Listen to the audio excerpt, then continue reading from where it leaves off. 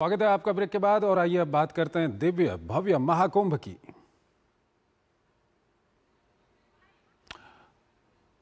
भव्य महाकुंभ, दिव्य महाकुंभ में बहुत कुछ हमने आपको दिखाया और अब हम आपको दिखाने जा रहे हैं कि इस भव्य महाकुंभ में आधुनिकता और आध्यात्म और संस्कृति का समागम कैसे है। तो चलिए आज हम आपको दिखाते हैं। आप मेरे पीछे देख रहे हैं लोकल भारत। जी हाँ, यहाँ पर रहने में क्या खास बात है, क्यों इसको लोकल भारत नाम दिया गया है, आइए मेरे साथ चलते हैं और देखते हैं।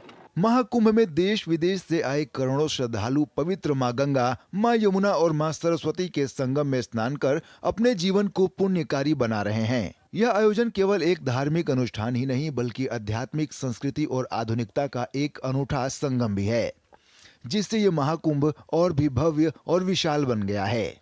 इसी कड़ी में सेक्टर 17 में स्थित लोकल भारत के शिविर में मीडिया का एक नया और अनूठा रूप देखने को मिला।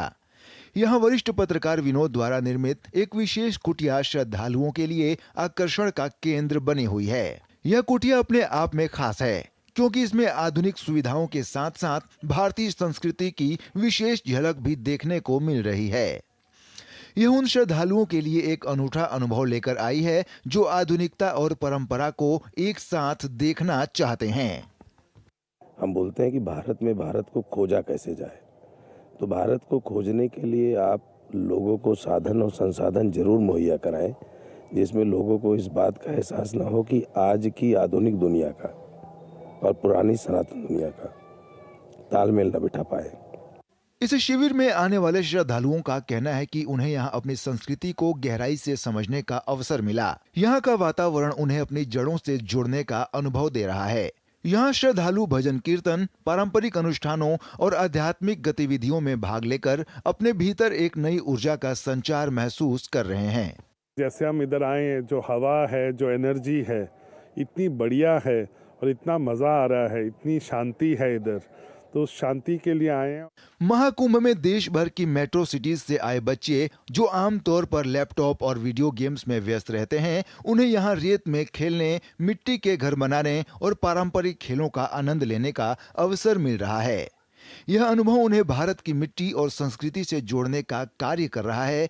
वे यहाँ सीख रहे हैं कि कैसे बिना किसी तकनीक और गैजेट्स के भी खेल का आनंद लिया जा सकता है। हमारे जो शहर है आगरा, उसमें ये सब नहीं होता और मुझे यहाँ पर आकर बहुत अच्छा लग रहा है कि मैं सैंड से ये माउंटेन्स बना पा रही हूँ।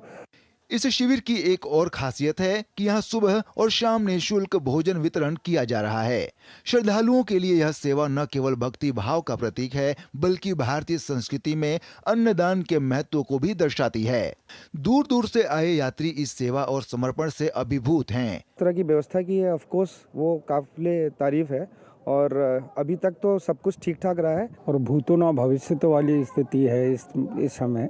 और माँ गंगा की गोद में जब स्नान किया तो उसकी एक अलग ही अनुभूति हुई। लोकल भारत का यह शिविर आधुनिकता और परंपरा के समन्वय का एक उत्कृष्ट उदाहरण प्रस्तुत कर रहा है।